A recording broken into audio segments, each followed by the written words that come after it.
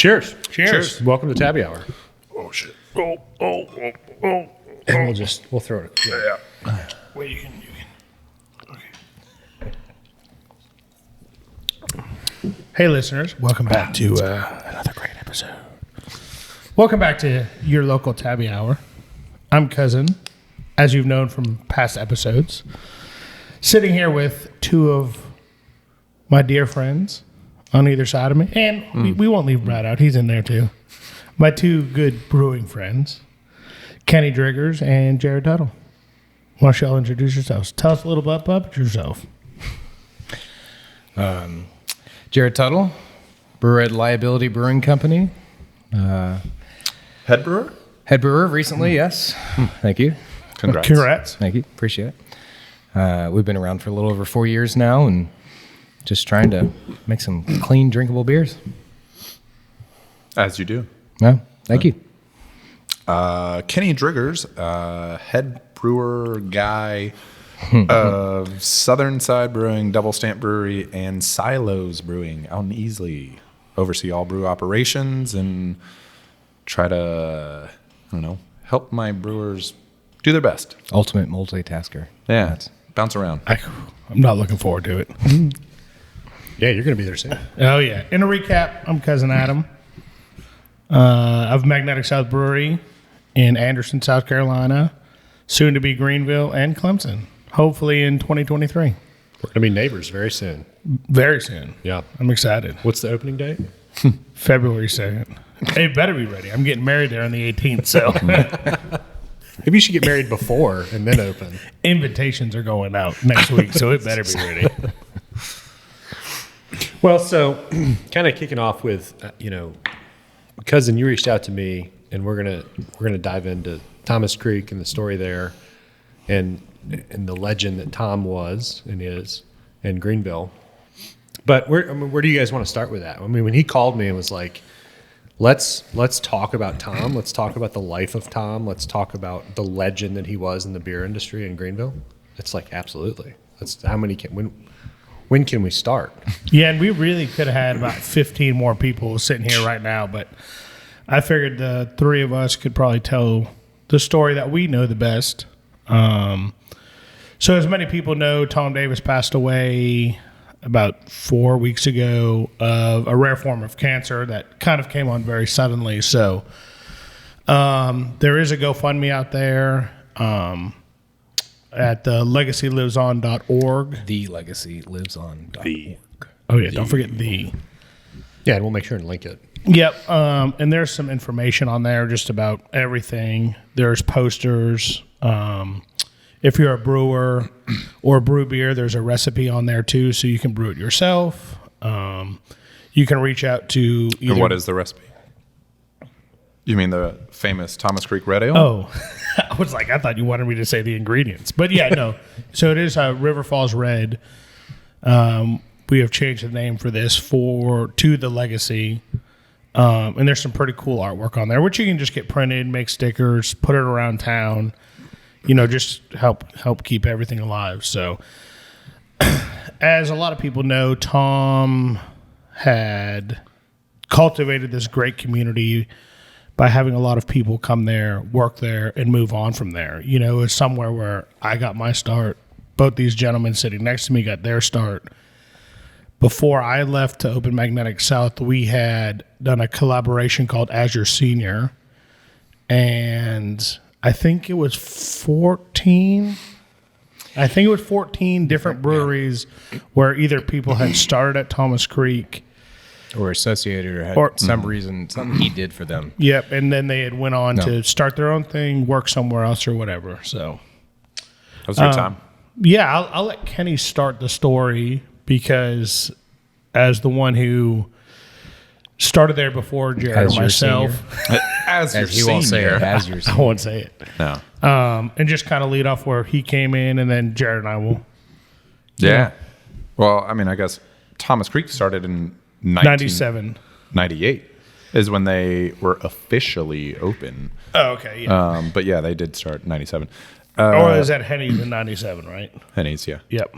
So I started January of 2014, unemployed at Thomas Creek. I was in my final semester at Clemson. Really wanted to get into brewing. I've been homebrewing since I was 19, and like not a ton of time, but at the time, it's not like everyone and their brother was doing it. And I actually applied to another upstate brewery and got denied because I didn't need the class credit. I was in my final semester and I just didn't want to do a desk job. So I went into Thomas Creek, work pants on. I knew what brewing was supposed to be. And I said, hey, where can I help? Did you, though, at that time? Oh, did you know what brewing was supposed to be? No, well, I had an idea. I had done a ton of research on, like, what I wanted to do in life. And I didn't want to sit behind a desk. And I figured, well, now's the time to see if this is right for me. So I volunteered for 6 months. I mean, I was put on the schedule, and it's not like I was just a guy that showed up. They're like, hey, what time are you going to be here? And so started, I think, kind of how most people in commercial brewing did, by washing kegs, cleaning tanks, digging out grain. For free. For about 6 months, yeah. Yeah. And then, so after graduation, I was there all but full time. No money, just trying to figure out what to do. And broke my hand in a motorcycle wreck. And I was like, well, this whole free work thing isn't working out for me. So I went to a bottle shop, worked there for a couple months, and then got a call. What bottle shop was that one? The Wall of Beer in Clemson. Oh. Yeah. So then there was only like a 2-month period where I didn't work there, I guess. And I got a call from Andrew Myers, who was running the homebrew shop at the time, and said, so Tom was asking about you. That guy that showed up and worked for free for all this time, does he want a job? And I was like, yeah, I do. And they was like, do you want to start on the packaging side? I'm like, no, I want to brew. Like, I know this game. So yeah, I actually got hired on, like, officially, probably in September of 2014. And then who was there with you, like, in that time? So that was Whit Lanning, Zach Newton, Thomas Westmoreland. Was Brett Terrapin brewing yet, or was he keg washing? Carl Cross, who went to brewing school in England, he actually helped open Flying Machine in Wilmington, North Carolina. He was there. Mike Murphy was there. Whit Lanning and Zach Newton. Thomas Westmoreland was as well. But he started technically after I did, but he was a real employee, so he got a few more benefits. Those were like the golden years. I felt like everybody that worked there now has all their no places. centrifuge yet. No centrifuge yet. But a nice beer pong table that didn't bounce. Yeah. So yeah. I mean, it was crazy early on. Like, we were in 11 states in 2015. We were 14-ish thousand barrels. It was sending beer overseas too, right? I mean, were you sending beer to Europe or? Was it sweet? Something like that. I don't remember. It was few there and was far a between. time. Yeah.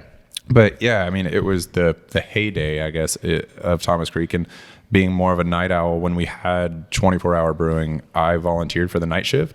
So don't know why Tom trusted a 23, 24-year-old to be in that 23,000 square foot facility alone at night with, full of beer. Yeah, I mean, like, what am I supposed to do? Look, man, I mean, that place used to be closed on Sundays, and we would go up there and just have full game days. Like, there was a lot of I mean, it was a good benefit of that place to just show up. And what was that game Whit always played in it with the figures they Warhammer. Like, you just go in a tap room and there'd be like a map all over everywhere of just stuff. That was like the house.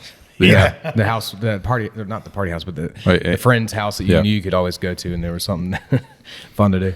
Yeah. So then, I mean, I saw a couple different people in the homebrew shop come up, and when I moved to North Dakota, I mean, so I guess talking about the legacy of Tom and the opportunities that we got, he knew it was a stepping stone for a lot of people. And he was pretty upset about that for a while. He told me, I had big plans for you here. And I was like, well, those last 2 raises I asked for, what about that? But, he did have a plan. And I was like, well, I wish the plan was more money right away, but that's a selfish thing maybe. But yeah, I mean, cuz you were running the homebrew shop, like helping on the brew side when I left for the first time. For sure. And I remember, 16. I think I even had started talking to you then about how I didn't want to go into production. And I've talked about it in a lot of my podcasts, and you were like, why don't you just come try it out? Yeah, you were helping me mill in. And I was like, are you going to do this for real? And you're like, I don't know. Yeah, I like to leave my options open. So I came on when you left because Thomas Westmoreland left slightly. Actually, Zach Newton left just before you left. And I thought I would have my chance. And I think we waited to hire somebody in the production side, which was a common thing. Someone would leave and we would dilly-dally. And then I think you left and it was me, Brett Terrapin, Zach, and Whit for a little while because you and Thomas left at the same time. I had met Jared because Jared used to come in and teach the homebrew classes like once a month. Yeah. And I mean, you were pretty, I would say, a regular. You were coming in there a bunch. I was definitely a regular. I mean, hanging out. You, and what was who did the PLC stuff? The tech guy that used to hang out all the time. You guys wore the same shirt too because he came after work. Kyle. It was Kyle. It was. And then like Christian, you guys were always like hanging out, I mean, and Christian would help with like even the finances, stuff like that on the other side. Building all those spreadsheets that we used exactly. May have stolen that. The spreadsheets? To help build a brewery, but whatever. Hey, they were good spreadsheets. They were really good. He's a smart dude. I mean, that's just multi-level pages and pages and pages. And they all referenced each other. And then so like when I tried to print it out and it just said #reference. Oh, yeah. But yeah, so I came on, started brewing. And I want to say that was the end of the OBP days. I think I had brewed a couple OBP a couple times. I mean, obviously a big part of that whole thing was learning the contracts more than 60% of what we did when I was there was contract brewing. And I think when I came on, it was slowly starting they were about 50-50. Yeah. So but I think we were still doing like 10,000, 12,000 barrels a year. I think my first year, we were running 2 full shifts, 4 people needed. So how does that work? What's the difference in contract brewing versus... So basically contract brewing, there's a couple ways you can look at it. It could be a brewery that's open and producing beer that can't keep up with their own demand. So if Jared called me tomorrow and said, hey, look, I need to brew like 40 barrels of beer right now. Liability is out of space. Liability is out of space. I've got a big event coming up. Yeah, or I can't supply beer to a county or something like that, like Charleston. It's like, man, they're drinking so much of it, I can't keep up with Greenville, and I can't keep up with Charleston. So he could come to me or to Thomas Creek, not to Magnetic South, and say, hey, I need you to brew some beer for me. He would give him a recipe. Then that said contract brewery would source the ingredients, do a couple test batches, get it dialed in for their system because everyone's system's a little bit different. Jared runs, he runs steam, so it'd be kind of similar. But for me, I have a direct fire. To go on a steam system, you would see, a little difference there. I mean, me and Kenny were even talking about it the other day. Like his mash tun is taller than mine. Yeah, and mine's a little wider, and that changes it. Just same exact recipe. Sure. How the water rinses over the grain. And then water is a whole big thing too. Water. Tom could have at Thomas Creek. Jared's got different water than we're all maybe not as double stack might be the same. Yeah. Southern side's different. It's just pipes and everything's a little Where different. It's coming from. I want to go back real quick on what you said about like recipes. There was a number of times, like specifically Tom would help them come up with a recipe. So you could approach as Tabbi and say, hey, I really want to make this West Coast grapefruit forward IPA, but I don't want to use fruit, and he could help build a recipe, and he did that for a number of City people. Range, Everglades Tabbi PA. We might need to do that. Do that, make your own beer, and then you go to a brewery like that can do the capacity, and they brew it, and they package it, and they send it out, and you pay them to make it, and then you sell it. And that's how Tom expanded so fast, right? He was building Thomas Creek. It was a name. Right, I think when I was there, we were in 14 states. Well, if I'm not mistaken, he was one of the only guys in the area brewing beer. In the area, for sure. I mean, most people had to go to Florida for Brew Hub in order to do the same size volumes because, was Asheville kicked off yet with their beer scene? Not in the same sense. Like even when I started, so I mean, now we're over 9,000 breweries in the country. When I started, we were under 2,500.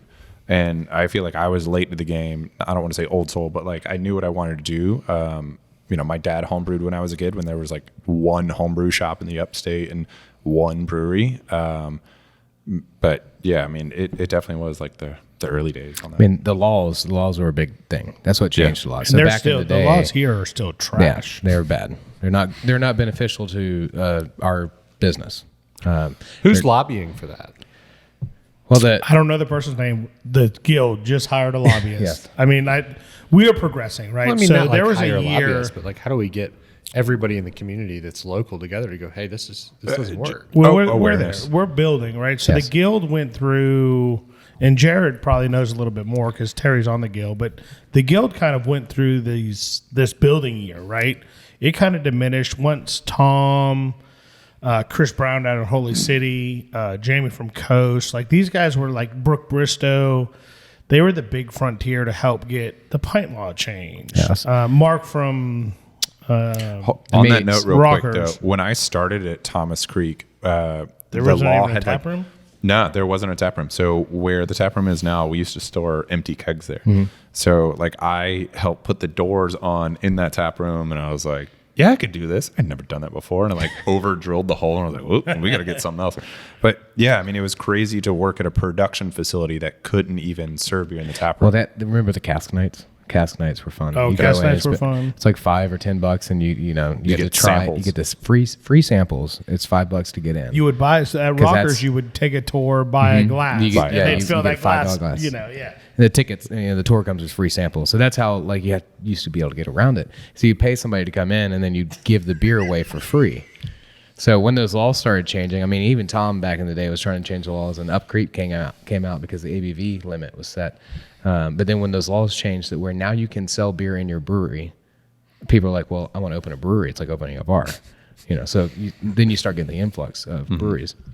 Even at the time, like Quest opened right around then, and there's just a change of mentality of how you run a brewery at that point, because you want people to come in your tap room, not be in every grocery store bar in the state. Well, and the margins are better. I mean, Yes. infinitely better. You're not paying the 3-tiered system in South Carolina, paying a wholesaler. Exactly. And There you then the retailer, you're getting that all yourself. So it really is supporting local businesses. I mean, even when you're at the grocery store now, it's like you're paying 2 other people's hands, and likely the brewery didn't even make the most money on it. Me and Kenny have restaurants right next to our brewery. Mine is literally connecting walls, and we would have to sell beer to the distributor, which they would then physically put it on their truck and then physically take it off and then sell it to the person Well, next to actually, us. it's look supposed at- to hit their warehouse. Where's Yeah. Well, you said they have to take it So to that's Duncan. Charlotte- Ours or would be Duncan. Duncan. Yeah. So they You're go kidding all me. the way to Duncan, drop No, it off Yeehaw at the the warehouse, same and bring way. it back, and then sell it to the restaurant right next to us. Yeehaw, they got a brew beer because it's Oh, a man. different address.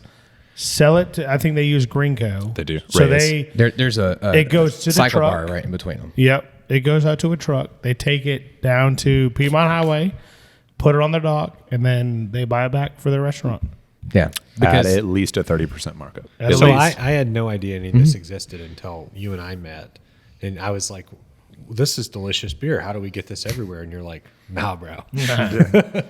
North Carolina is easy. You can put it in the back of your truck and go sell it. that's why there's so many breweries too. I mean, the water up there is great too, which helps. But Yeah. just the area and how you can sell beer, like it's easy. That's insane. But so I mean, like Thomas Creek, right? They saw the pint law change, right, where you could now sell a pint of beer. So they built a tap room, and then while I was there, they saw the Stone law bill change when Stone was thinking about coming here, and they changed the laws. So if you had a restaurant, and it doesn't really say a restaurant, you have to have Kitchen. a DHEC DHEC approved, yeah. approved kitchen and keep enough food for 40 people. You can then sell as much beer per person per day for on premise as you feel comfortable serving that person. So, you can come in and have 6 pints, and as long as you're not, I say 6, but Well, because otherwise it's 48 ounces per person per day. So specifically Thomas Creek, talking about up the creek, is if I wanted to go there and hang out for the 10 hours that it's open, you're saying I'm limited to 48 ounces? If I drink the vanilla cream ale at, sub 5% or whatever, I can have the same amount versus 48 ounces of up the creek. That's 12.5% alcohol. I could slam those in 15 minutes and be absolutely hammered.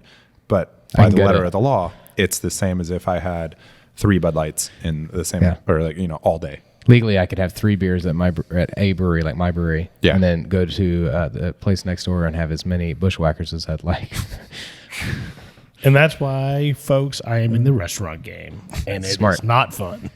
And that's why Tom pivoted and built a kitchen. I mean, Tom came from that background, and he was a great cook, but didn't want to do it for other people. And he was a great carpenter, great engineer. I mean, like Many there trades. wasn't a thing in that brewery that Tom hadn't fixed or built. Which is, I mean, you just talk about some great work experience to be able to go to a place like that and say, all right, we got to build a kitchen because this can now happen and we need to build it fast. And it was like, all right, well, Josh can handle the brewing in the afternoon. I'll come in and brew in the morning and then stay and help you build a kitchen. I mean, we had to do that kitchen floor, 3 times? I mean, the first time we put it down, it bubbled. Like the second time we put it down, it did a self-level. Or no, maybe it did. And then a drum of acid fell and leaked under the floor and stripped the floor off. But it was just experience, right? I now learned how to deal with this floor. I learned how to build these walls. What acid does to the floor. What? I mean, and not that kind of acid, folks. So where does everybody start when they come to the brewery? What's the first job? There's a lot. Washing kegs. But volunteering on the packaging line. That's a lot of people start there.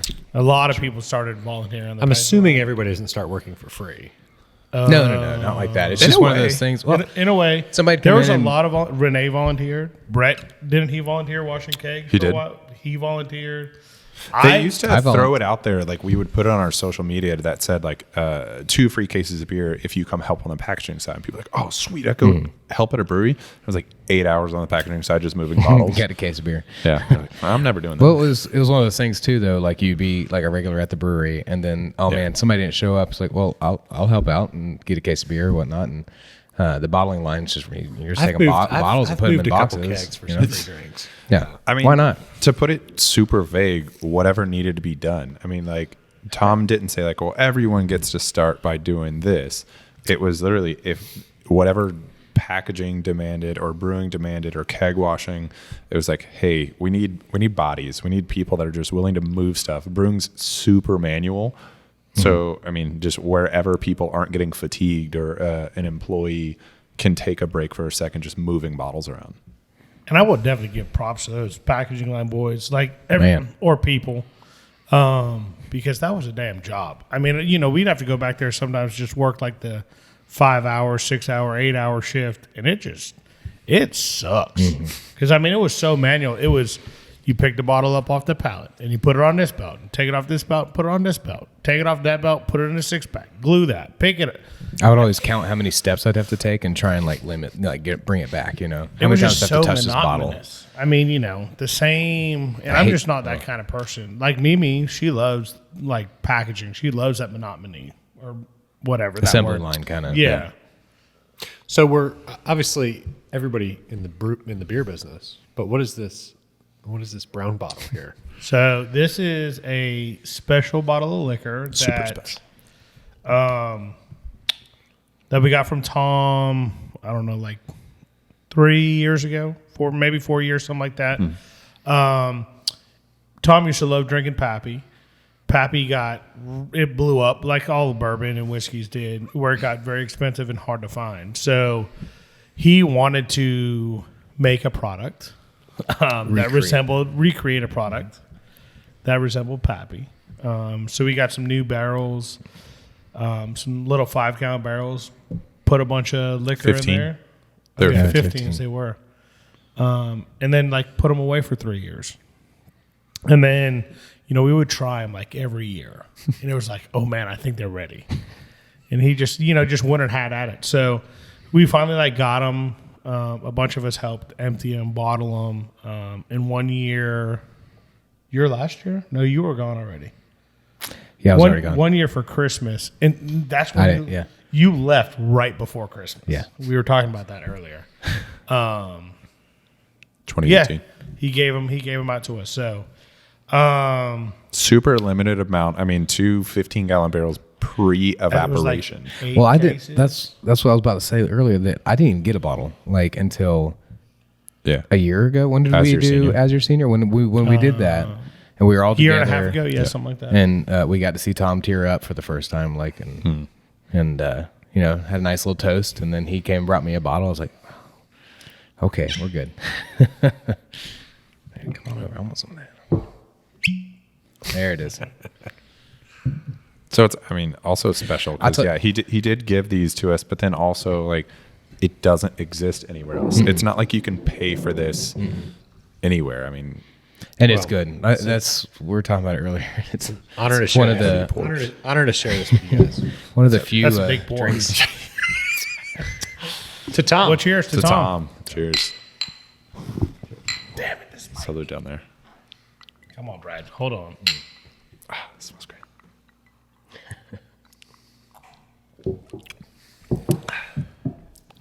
Damn. Oh, that's special. So good. I don't. And how does he? That was another thing special about Tom. So like he worked at a kitchen or what is that what he did it? Whatever. Yeah, so he was cooked, Ruby right? Tuesdays. He Yeah, ran a he Ruby would- Tuesdays. He'd cook. He'd have all these amazing flavors cooking, and then whenever he opens the brewery, like making things that weren't just made every day. You didn't go to a bar back when they opened and have a red ale or a doppelbock, stuff like that, and he would just make it. And he always had that amazing taste for. He had a these great kind of things. palate. Yeah, amazing palate. Yeah. Yeah. Did his barbecue, his food? I cannot tell you how many mean, Christmases we go over and just, Like one year, he wanted an alligator so bad. yes, He that's- found I an forgot about the alligator and wrapped that thing in bacon, did a bacon weave like sweater and smoked it. I mean, so for every year he would hold this big party. And I think this stemmed from his time at Blockhouse, which he was, if you go to the Blockhouse, you can go around and look at like some of the posters from the 80s. It's like 87 and 92. You can see their Halloween parties, and he's in there. he's in all of As them. many times I've been there, I never saw those pictures until we went. Like, Oh, Yeah. me either. But Like, once you see him, you can't unsee yeah, it. no, there he is. but yeah, so It's short shorts, short Tank that top. mustache, baby, that mustache. Ooh. But yeah, he had these huge parties at the brewery called Brew Bash. So he used to do a pre-Brew Bash party where everyone would stay all night. That's first.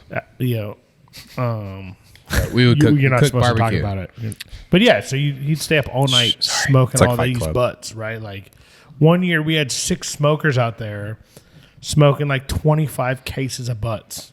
I'm talking about like we'd rub these butts down and we'd have 53-gallon trash cans full of rub that he made. Or coleslaw. Or 53 coleslaw. gallons. Like, It's terrible. you're prepping for 1,000 people to come to this thing, just like nuts. He'd make this amazing potato salad and stuff. Like, how are you making that much? So he's a professional caterer too. Oh, yeah. So we used to he would cook something for us for Assfest. And one year it was like, all right, Tom, do ribs. So we okay, we'd go get 5 cases of ribs. He bring in another smoker, and it's like, all right, how many ribs you want? It's like, I'll take a rack of ribs. Everyone's just walking around with a personal rack of ribs. But I mean, like anything. Brisket to the fastest oyster shucker.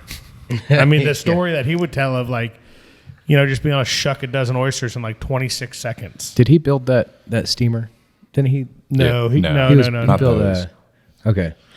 But He had Tom his was own just things. competitive, and I think that's what drove him to make really good everything, but not in an overtly aggressive way where he's going to challenge you to something. He would just the internal challenge that, I think that's why he built so much stuff there. And instead of calling someone, hey, how do I weld this? He learned to do sanitary welding, backgassing everything, and who does that? It's incredible. And then when I was brewing there, didn't know when or how I would need it, but it's anytime something breaks, which when you're in 14 states, you're doing 14,000 barrels or whatever, something's gonna break Every So day. then he did make a point to in a way nurture me, he would come find me if he was hey, this pump head or whatever it was, he would come find me and say you ever seen how to change this? I'm like, no, I just got done studying packaging at Clemson.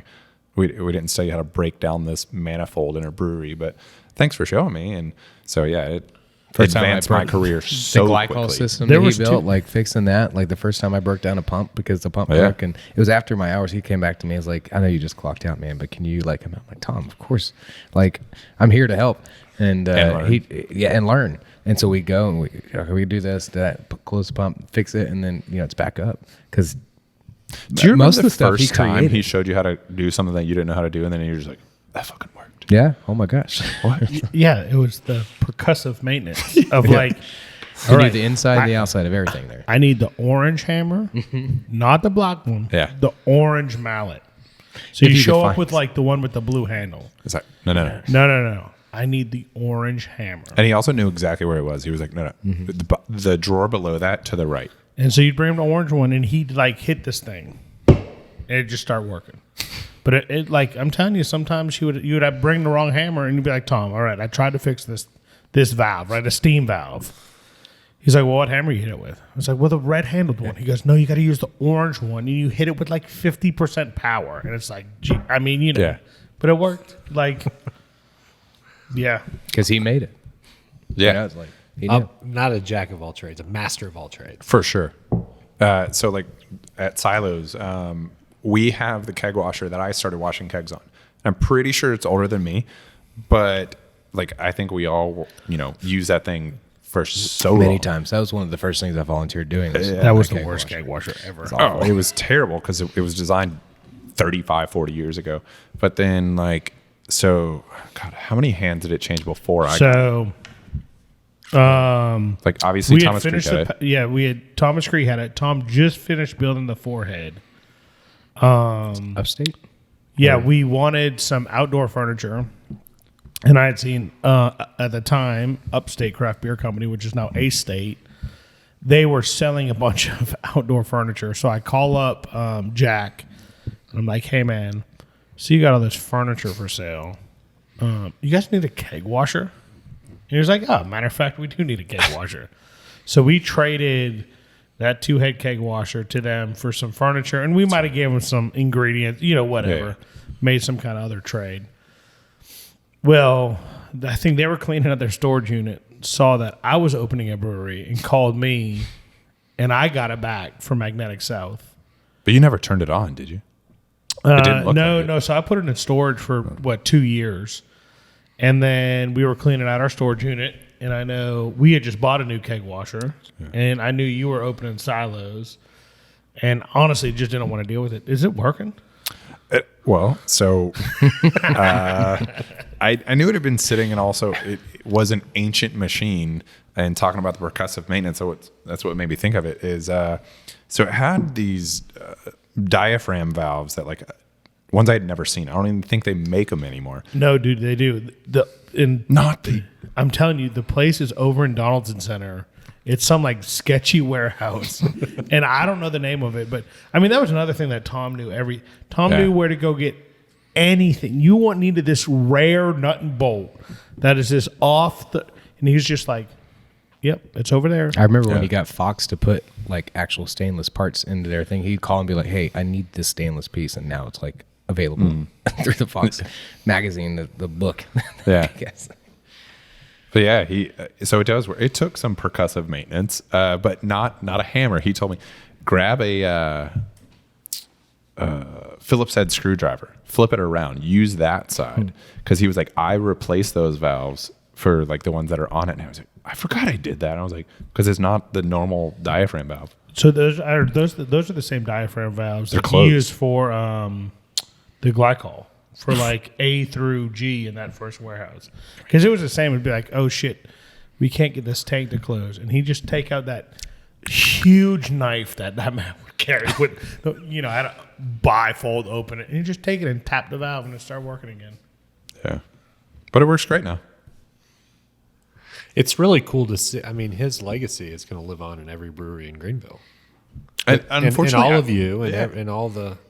And I'm glad we're doing this because there's so many things that I don't think people realize. Those little effects that he had, the ripple effect of like it just keeps spreading. I mean, it's nuts. I mean, because the things that now like Kenny's learning and passing down to the people that he's working with, because like even all three of us have worked together. yeah. Well, I can take it back from whenever I first started brewing, which in like 2012 I was home brewing, and I'd come into Thomas Creek and like pick up my ingredients, do all that kind of stuff. I meet all of you guys, and Zach's running around like a crazy person, building him a little Like tiny Zach. home. and then he built a little tiny. But he'll come over and talk to me about something. Or I talked to Tom about a recipe and started there. That was just me being a part of it, and then growing into where I was getting tired in IT, and they were moving the company to Charlotte. I didn't want to move to Charlotte. And it just happened to be me and my dog. And I called Tom one night and I'm like, Tom, I don't want to be in a cubicle anymore, man. Can I pursue a dream and just come work at the brewery? I'll do anything you want. He said, well, we actually need somebody to run the homebrew shop right now. I'm like, Sold. Just let me come in. We talked back and forth. And a week later, I'm working at the brewery. And here I am now, years later, running my own brewery. Yeah. Did you have any knowledge of brewing at that time, or was it just So when I started homebrewing, when you were homebrewing? He yeah. knew you had some knowledge, right? And he was teaching yeah. the homebrew classes. That's right. Jared was teaching the homebrew classes at Thomas That Creek. was a lot of my So volunteer you had- stuff. Like, yeah. the nights you're talking about on Sundays are like third or fourth shift. We hanging out with the guys, like playing beer pong or whatever it was, and then eventually I just fell in love with making beer. Jared was there. He'd come in and like we'd be brewing or whatever, working a late shift, and just like a lot of us, like where I wasn't a brewer, but I seen these guys were struggling, so I could jump in and help them. Same like Jared. You guys were was all just friends hanging out. Yeah, Jared would come in at 6:00 when he got off work, and he'd just be there drinking a beer and see that we're like the mash tun need to be dug out. So he'd just go over there and start doing it. But I think And that was Tom appreciated that. Like those were things that he may not have given you a lot of recognition. Like, right, he might not have come up to you every day and said, "Hey, man, I appreciate what you're doing." Right? But when he did, he did, Oh, yeah. it was an emotional thing because you felt it. But he noticed. He saw everything you would do because you would get maybe some minuscule reward, right? Like, hey, man, I need this, and like he knows that you would give for him, so he would give for you, right? Like Tom had, and the whole family, right? So him and generous. his wife Terry. I think half the packaging line lived with them for years, right? Like their house was a revolving door, just like the brewery, where, hey, I need a job. I also need a place to live because I'm in a bad situation, or I just don't have a house, or, whatever. And they would employ you. They would put you up. I mean, we spent Christmases over there. I mean, Jared and I have gone to pool parties over there. Like, hey, we just call them on a Saturday. We want to come over to the house because I know you guys are there. Can we come swim in the pool? We'll bring a charcuterie board. And, we just show up at their house. Mm-hmm. Like the Christmas party went from, and a lot of people complain because when I came on, they would go out for dinner for a Christmas you party. came on. Oh, God. Goodness, this guy. Like they would go out for dinner for Christmas, like a holiday staff party. And it changed, and they started doing it at the house. But I mean, for me, it felt more homely. Like, let's go do it at the house. Yeah. Right? Like, it felt like you got Thanksgiving, Christmas dinner, and then Christmas dinner again. Because it was a bunch of, Rachel would make them brownies and them cookies. Like there'd be booze, beer, stories. Like one year we broke out wigs, and I mean, you just go there and party. Dude, even as hard as it was for like us to leave Thomas Creek and go do something else because of how much we loved, Tom and the family and everything, we could still call him. Be like, I can remember calling Tom. Tom, I can't remember how many layers comes on a pallet of cans. How many cans come on? Just because 16s or 12s. Exactly. And then you Are they sometimes 48 by 48 pallets or the 48 by 36? Tom could be respond the back. brewery. He's the brewery Google. Yeah. You could call him, he would know. And even as hard as it was to, like, there's so many emotional times when people would leave because you felt like you were leaving the family, And it would be an argument. You would leave, man. and it would be, fuck this and fuck that. But it's everyone got emotional because we were all so close, right? And like to be able to turn around and look back on that now, I mean, I think that changes everything, right? Like, when I left, I know he was upset. When Kenny left, he was upset, but I don't think he cared about Jared. No, not at all. But it's because, right, he he put time and energy into you. You put time and energy into him. You helped grow his business. He helped grow you personally. I mean, you were, a son. You were a child to him. We all looked up to him like he was a father figure. Like, same, like, you had a problem, you could go talk to Terry, his wife. Yeah, Dude, just a couple you weeks could go ago. back there and talk to Bill and Drake and Rachel. Like, they would entertain anything you had to say, And just a couple weeks ago, all of us at his house, we actually all got a chance to say goodbye to Tom, and us all being there. Just I didn't say goodbye. I said thank you. Just want to put that out there. And I just, I couldn't. Yeah, I told him that's that. I it. just I looked at him and I was just like, I just want to say thank you. And sorry to bogart this. No, I but just- that's it. That's the look on his face was like, he like winked at me, and the look he was giving me was like, oh God, that hurt. So I was just like, all right, I gotta go. But man, I mean, It was one of the hardest things. Yeah. And sorry to keep bogarting you, Jared. No, you're not. It was bogarting me. it This was is the one of point. the hardest things. Like, a bunch of us all went in together. Kenny said some words. Like, we gave him a hug and left. And then, like, slowly, one by one, started going back in the room and, like, saying a piece, right? Like, I told him I was proud of everything he did. And, you could see, like, he was proud of everything that I was doing. Again, thanked him for everything that he did for not only me, but the whole industry. And I will tell you, it was one of the hardest things that I've ever done in my life was to, like, if it was this hard with this man, I can't imagine what it's going to be like with my own parents. It was just, there were so many tears spread that whole day. We drank a whole bottle of that whiskey. I mean, we drank 8 cases of domestic beer, which he he would would have have hated. He would show up to that man's house with a case of, like, whatever, and he'd just be so, get that shit out of my house. you want water? It's in the pool. That's right. But But that day, just everybody being there, it was one of those. Even though Zach and his some little of the- sonnet thing that he said, that little. Were you on the porch when he said that? It was. And then it was So just Irish. he like sang this, and I don't know if it was a song or like something he just spoke from the heart, but it was like this Irish spoken word poetry that I mean, I wish I could remember what it was because it was that emotional. It was good. It was a hard day, but Yeah. I'm glad we had that time and everybody coming together.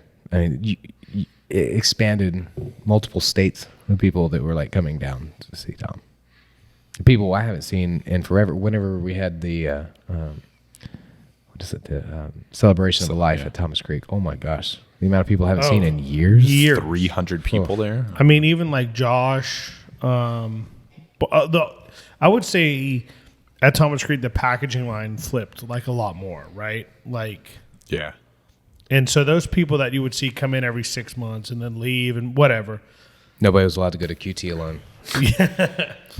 It wanna was come it was back. a shock to see all those people, but it felt good to like shake some hands and reconnect, if you will. Old 'cause it stories is- coming up that I've forgotten because I haven't seen this person forever. And that There was these other easily stories. 300, 400 people Yeah. there. I mean, it was nuts. But it was a huge family too, because everyone has their own like similar but different stories with Tom or Thomas Creek or whatever it was.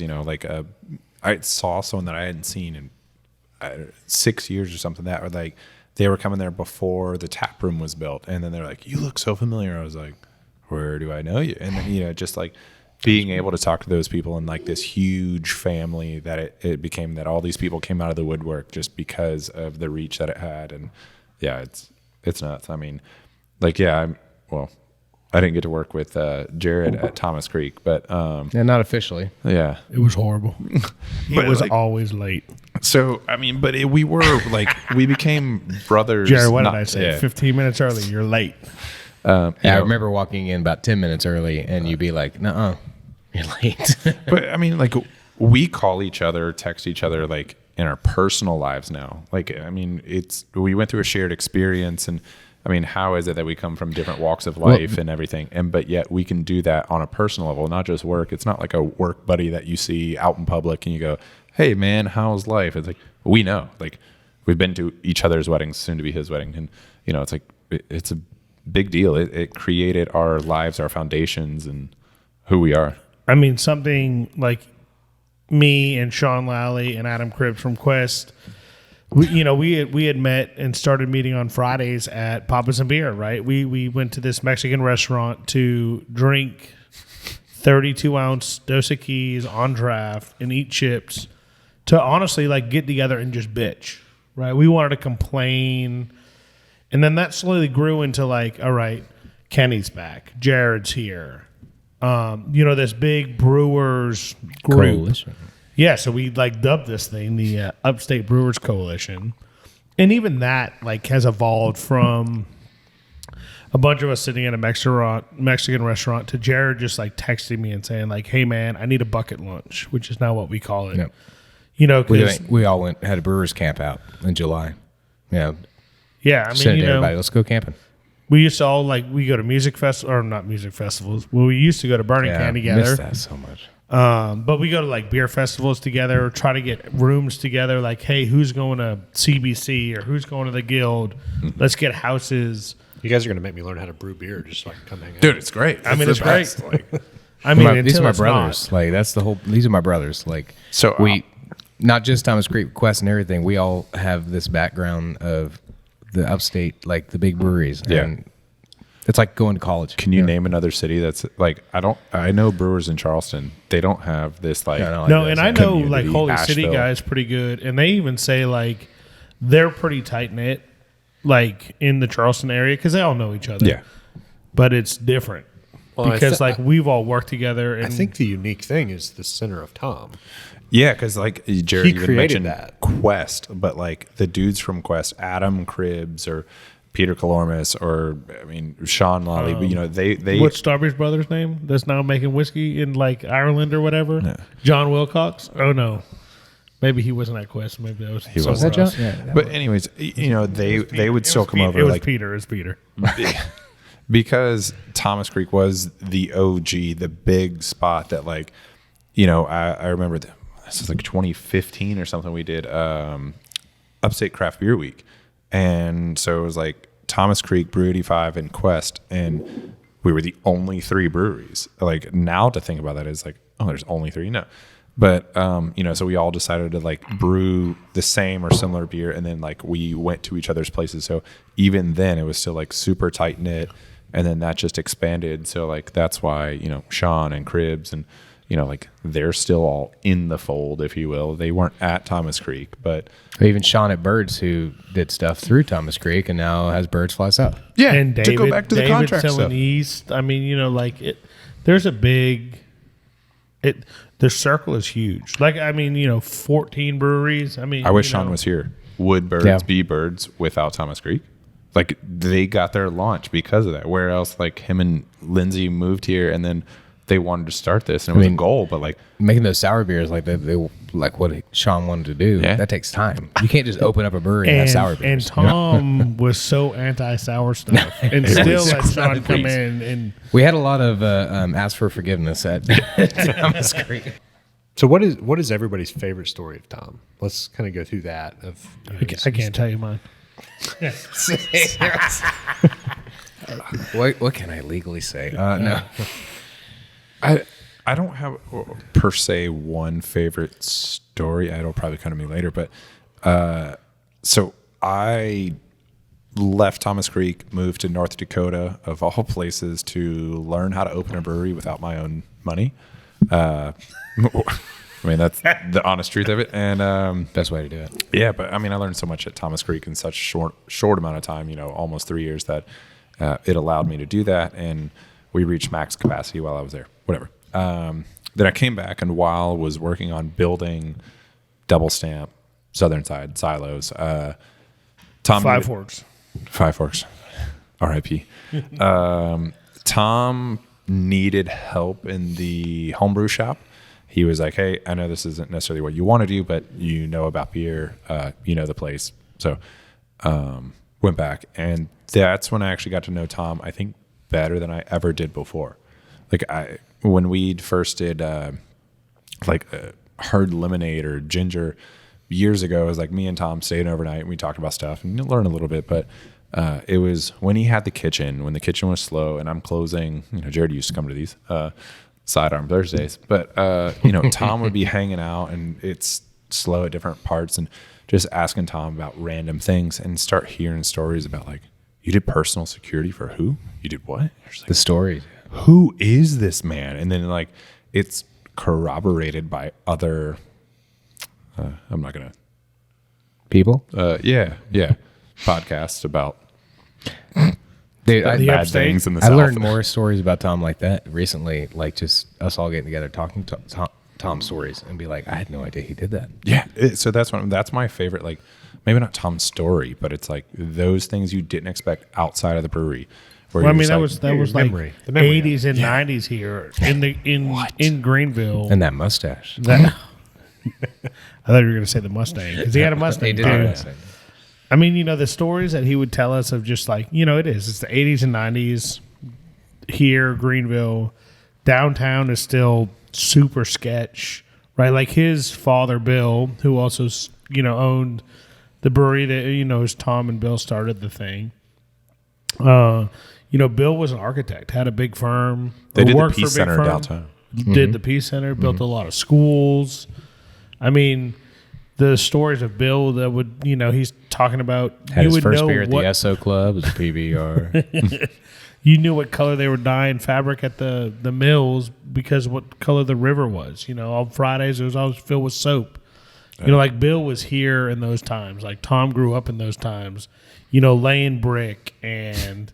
The time they said he fell off like a 2-story like scaffolding and almost broke his whole back. I didn't hear that one. Oh yeah. Oh yeah, I mean they had farmland. They were like, I'm pretty sure they had like animals and stuff. Yeah. Like the grandparents did. Like They did. You know, it's every part of like the country life to the city life of him leaving the bar, working downtown, carrying 3 packs of cigarettes, smoking a cigarette because this man smoked chain smoked cigarettes, and then one day just decided he was going to quit. Cold turkey Cold after turkey. 3 packs a day. He's like, yeah, I'd be walking home from the bar at 2 a.m. downtown, carrying 3 packs of cigarettes, smoking one, and someone would ask me for one, and he'd be like, sorry, I don't have one. I mean, you know, if that was just, you know, like. That generation was built different as a Yeah. whole. I though. mean, you know, that was just Tom, right? Like. That was I don't think I have a favorite Tom story because there's so many Tom stories. And they're different situational. They're just Tom one of your stories, favorite you know. memories. But I think one thing I would like to talk about is one of my favorite Terry stories, which is his wife. Okay. And this was a day that I was when I was working at Thomas Creek, and Terry is always she's a talker. She's had fun living, all this good stuff, right? And one day I was just like, Terry, you know what? You want to go beer to beer today? Like, we were working. Like, How dare you? I know. But it was a challenge. And Terry's like, let's go. So I'm like, okay, up the creek. Oh, That's a 12.5% like IPA, I like take barley it, wine. I take and it whatnot. she can hang. Well, Oh, she can hang. Yeah. You're not married she to can Tom hang for to a point. 30-something Yeah, years exactly. without. That's like an testament because like how much she loved Tom and how much Tom loved her and how they just Oh, like man. they were perfect for each other, right? So we went beer to beer, and yeah, about like 6 up the creeks in, which was a lot. It's like 4 bottles of wine right there. I couldn't deal with all that malty sugar belly. No, I know, but it was just so funny because then you get to see Terry just like having such a beautiful day and like just loving and drunk. It's just so we can How many have fun, cigarettes did you know? bum from her that oh day? my goodness, dude! That was back when I smoked cigarettes, and more than likely we went through 2 or 3 packs. No, but it was just it was one I mean, of those that was things just the you kind knew of you shit were going to you have could do fun, at work, you know? right? Like, and everything was going to get done. Like we had no You trust in you were- everybody. you were like, responsible. Yes. Well, Or Jared was like, all right, guys, you I got just it. wanna You have got a fun it. day. Someone else answer the phone. I don't want to. Jared, don't do it. phone. No. Jared, phone. That was so the beginning when we were talking about like as your senior is funny because like Cuzzin wouldn't say it. So technically, Kenny would be like your senior. Yeah, that's right. Maybe Well, he's once not, 'cause removed. I once was removed. working at the same time he was, just in a different place. So Yeah, but it goes after down. I started. I mean, And then everybody you came back, and I was starts as the definitely your pro. senior. Everybody starts as the new guy that's doing the grunt work. Oh, and it's fun to. Yeah. yeah. Was I like the last new guy? Honestly, I might have been. Justice. Justice. Yeah. So you weren't the baby. Well, as Justice's Middle senior. child. Yeah, because the one I got. once you left, Kenny left, Justice left. It was just Josh and I, and then Josh was there alone till I mean, March, February. no. No, what was his name? The Oh, guy Derek? that came. Derek? No, who's before Derek?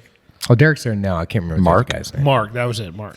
Yeah. So Why do what's- I know? I wasn't even. So what's the follow-on for Thomas Creek? What happens from here? Well, hopefully they just keep making their beer. The contracts they do like really keeps them going, and the guys there now, like they have Don from Quest, who was formerly Catawba and whatnot. He's there, and Derek, who they brought down from Minnesota. Those guys are doing a great job right now. It's I'll going to be be one of honest, those things that need support. It scares me because It does, Tom yeah. was so involved. If everything we've said like doesn't pinpoint exactly how involved he was with everything, fixing everything, you know, There wasn't a day that he wasn't there. I remember when he got sick the first time with Wegener's. Wegener's disease, and The one time he missed it. I mean, I think everything had changed, right? Like I was there for the big change because when I'd come on, like Yeah. some of the guys that were there, like, look, don't expect to be able to like brew what you want. You know, like Tom was there, hands on, 15 hours a day brewing beer with these guys in the shit, and then he got sick the first time and kind of definitely took a step back. You know, then built the kitchen and was right back in it. Yeah. But here's the. I mean, there's never going to be another Tom. Right. That was a man among men. Burnt mold. But he put his legacy in like 15 different people, 25 different people that now are all. And there's involved with the people that legacy. work there, like Ben Foster, that aren't even in the industry anymore, that still have gained some level of experience, whether it's Oh, yeah. learning how to be a dad, learning how to be a business owner, you know, a grandfather, or, you know, just overall like good, decent human being. You know, Just all of you've kind of moved on and you have your own things, but it's like, how do you carry on the legacy of specifically Thomas Creek as a group? I mean, we'll do whatever it takes, I guess, to help them survive. And I think that like they're in really good hands. They're making some needed changes that need to happen for the business to continue to, you know, really survive. I mean, just to be frank, right? Like, I mean, I've got a selfish answer. okay, let's hear A it. rising tide raises all ships. So the better we can do individually, it brings awareness to Greenville that, you know, maybe hasn't been there. Asheville, Charlotte, even Atlanta now, they're all still seen. Charleston. I mean, it's like they're big beer destinations. And Greenville, I think, is a little bit overlooked. But the better we do, and it's like, oh, these people came from Thomas Creek. They have real chops. They know all this stuff. And by proxy, it'll help Thomas Creek because, you know, they preserving have the legacy. Yeah. So, I mean, I think the best we can do individually while helping each other, like, hey, I got a problem with, you know, this yeast strain is stalling. Like, have you ever seen that before? But I think the best we can do individually also helps the legacy of Thomas Creek and Thomas Creek itself. And it's funny to see it all turn around now, right? Like, so the people that are there running Thomas Creek, you know, Pierce, his son, you know, Drake, the daughter, Terry, you know, like, I'm sure all of us at this table have received a phone call sometime in the past week of, From hey, somebody there. Yep. I need some help. You know, I know you were here. I got to replace this. Or, Which hammer hey, am I supposed to use? yeah. I mean, like, there's been, hey, who did you use for this? What supplier? This is broken. This ain't. Can you come by? Can you look at this? You know, like, and we're all still here, right? That's a lot of people say all the time that the market's oversaturated, or hey, you know, a brewery's opening up to another brewery. How are you going to like deal with this competition? The best thing that we learned all by working at Thomas Creek is there's no competition. It's all a brotherhood, right? Like Kenny said, rising tide doesn't sink ships or whatever that Rises say, all you pretty know, close. whatever. Almost. You're almost there. You know, like, I mean, it's the truth, right? Well- Greenville is far from oversaturated. I think until it's like Asheville where you can walk everywhere, we're all still here. We all still communicate, you know, and we welcome outsiders in, right? Like these people that come in and are opening breweries, it's like, hey, you know, if you need me, I'm here. Yeah. Well, that and like right now, what is really what we're doing with like the Legacy Red, that's the continuing their legacy. So like, you know, if anything, go out and buy that beer Yeah. from every brewery. Tap Okay, Takeover coming hopefully in February. with Tap, yeah. With the, I guess I'll just say it all, Community Tap sometime in February. We Do should it, be Mike. doing a legacy tap takeover. So they'll get a bunch of the different legacy red ale brews from different breweries and put them on tap. So that way you can try them all against like the real thing. So Did we already say where proceeds are going to for all this legacy stuff? So those proceeds are going to the family. Yeah, That's the Davis big family. thing. It is Yeah. going to the Davis family, not to Thomas Creek or whatnot. That it's there to support them as they've been supporting us through all of our, time with them. But for just that testimony of why we all want to do it. There's even breweries I know doing it just because they know Tom. Like Tom, they met him once, they answered a question or something like that. So that's us as a community right now continuing on. We always talk to each other. I mean, the reason we're here today is because, text each other back and forth. say the reason you're here, Jared. Because Kenny thought it'd be a good idea. Yeah. No, because Cuz definitely invited us over here, right? Yeah. Number one podcast video. And thanks episode. Brad and Tabby Hour Yes. for Thank you, really guys. having us on here and This is great. And letting helping us help spread like the spread the word. Yeah. But But I want to do whatever we can do. I mean, it's such a cool story, and let's get a rotation of it because there's not just three guys that Tom impacted. He impacted so many people's lives, and whatever we can do. But let's keep it going, and so Yeah. we'll make sure and link everything. But cheers, cheers to Tom. I want to. Yeah. We'll do a closing cheers. I need a splash. Yeah, I'm definitely not going. It's like Not Maybe the not as splash. much as Yeah. the first one. It's aggressive. Maybe a tiny. Yeah. Pour your own. It is a very very Oh, look at close. that! That's a whole splash. I mean, that's just Whatever, splash. guys. man. Whatever. It's very close to Pappy though. I mean, Yeah, it's fantastic. It's surprisingly close. Guy not to be named. I mean, made to it chase it with the Stella. To It's just epic. to Tom. Yeah. to Tom. Sorry, I'm not staying. Yeah, I don't know why I stood up. I'm in the I middle. was Not just doing making sure to get everybody. I want to get it. Well, Brad set the example to stand up, so. that. Oh, delicious. But so in closing, I guess we can close this down. I'd like to say thanks to the whole Davis family for Sincerely. giving me a chance. I mean, everyone a chance. If you can and are willing to be able to donate, get onto the legacyliveson.org. There's instructions on how to donate. There's also a meal train going around still, I think, which you can just search meal train Davis family. Print posters, stickers. They all got QR codes on there. So Hey, go by the brewery and have a beer. go by the brewery, have a beer, buy their beer at a Total Wine, ask for their beer at your favorite beer spot. Yeah, just because Tom is gone doesn't mean Thomas Creek is. I mean, that dude's still with me every day. There's shit Yeah. that I do that I'm just like, Tom, why are you Yep. still I in mean, there? even in frustration, right? Just Yeah. to man, we were canning the other day and I had a rage quit, and I just hucked a can across the brewery, which was, just sometimes you just need that. And it felt so good, but, I don't think I'd be here where I am about to open 2 more breweries without the experience and everything that I learned at Thomas Creek. Would I have maybe been in the brewing industry? Maybe. I mean, maybe. Dude, there's no way I would be. I had a job be at in Charlotte GHS right doing. now. No, I had a job at GHS doing IT. I'd be still doing IT and probably make a lot more money than I make right now. But that's not the point because I love it. This is something that I wanted to do. I didn't even know I wanted to do it until I started doing it. Right? It's just a You'd passion. probably be a lot fatter than me if you were still in IT. Well, I thought I'd come to the brewery and start losing weight because you're walking around doing stuff around. that. Nope, stayed the same. A lot of beer. That's the balance. Dude, it's there's absolutely no way I'd be where I am. I met my wife doing homebrew classes, even when I worked there. We're married, and just I'm a head brewer at a brewery right now. Yeah. If I'd guessed that 5 years ago,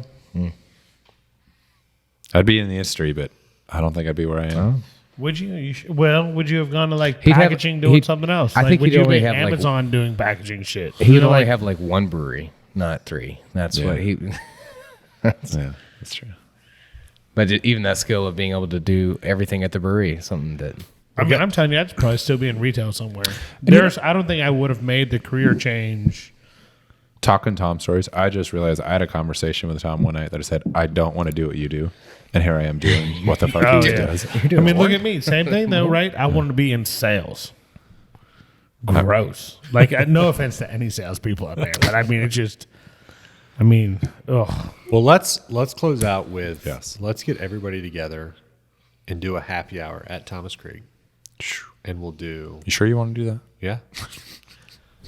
Let's do a happy hour at Thomas Creek. Everybody together. We'll announce it. It's announcing here whenever this drops. We'll get the date together. We'll get everybody together, and it'll be a public event in memory of Yeah, Tom. it'd be sweet. Yeah, let's do that. Let's do it. Absolutely.